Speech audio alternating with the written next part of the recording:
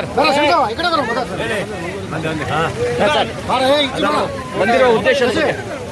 ಬಂದಿರುವ ಉದ್ದೇಶದ ಬಗ್ಗೆ ಸರ್ ನೋಡಿ, ಸುಮಾರು 5 ವರ್ಷಗಳ ನಂತರ ನಮ್ಮ ಡ್ಯಾಮ್ ಇವತ್ತು ತುಂಬಿದೆ.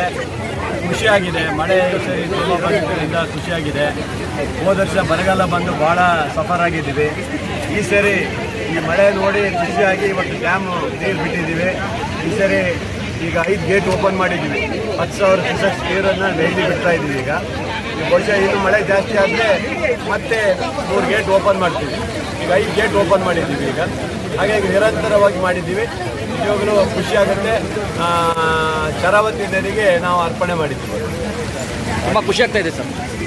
ತುಂಬ ಸಂತೋಷ ಆಯ್ತು ಇವತ್ತು. ಹೌದೌದು. ಯಾಕಂದರೆ ನಾನು ಈಗ 2-3 ತಿಂಗಳ ಹಿಂದೆ ಈ ಡ್ಯಾಮ್ ಮೇಲ್ಗಡೆ ಬಂದಾಗ ಭಾಳ ಬೇಜಾರಾಗಿ ಹೋಗಿದ್ದೆ.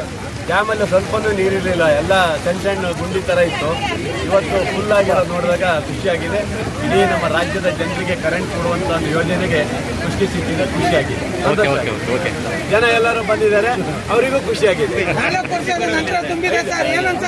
5 ವರ್ಷ ಗಾಡಿ ಮುಂದೆ ಹೋಗಿಲ್ಲ. ಗಾಡಿ ಮುಂದೆ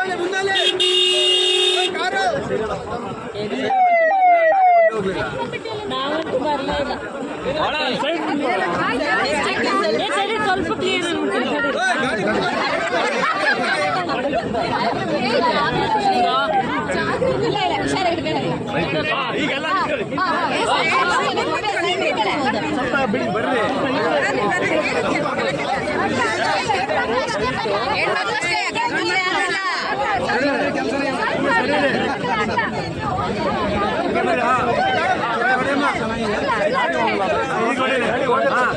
ಹೋಗತ್ತೆ. ಬಟ್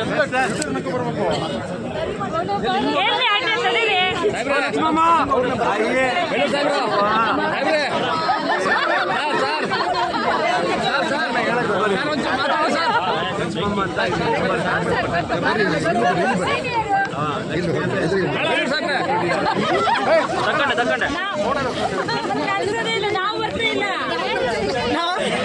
ಅದೇ ಹೇಳಿದ್ದೆ, ಇವ್ರ ಕೈಯೇ ಕಾಣಿಸ್ತಾ ಇದೆ.